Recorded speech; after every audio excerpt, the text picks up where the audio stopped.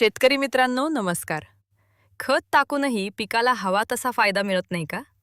मातीमध्ये फॉस्फरस आणि पोटॅश उपलब्ध असते, पण ते पिकांना पूर्णपणे मिळत नाही. यासाठी महात्मा फुले कृषी विद्यापीठ राहुरीचे लिक्विड पीएसबी आणि लिक्विड केएमबी वापरले जातात. पीएसबी म्हणजे फॉस्फेट सॉल्युबिलायझिंग बॅक्टेरिया. हे जमिनीत अडकलेला फॉस्फरस पिकांना उपलब्ध करून देते. केएमबी म्हणजे पोटॅश मोबिलायझिंग बॅक्टेरिया. हे जमिनीतला पोटॅश पिकांना उपलब्ध करून देते.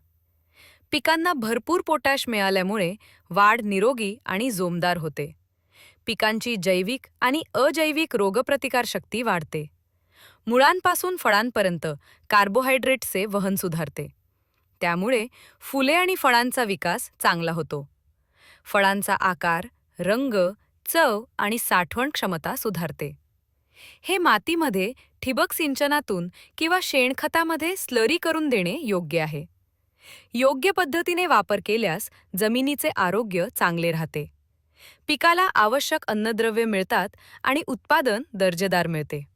हे लिक्विड पीएसबी आणि लिक्विड केएमबी फार्मर्स चॉईस ॲपवरून सोप्या पद्धतीने ऑर्डर करू शकता.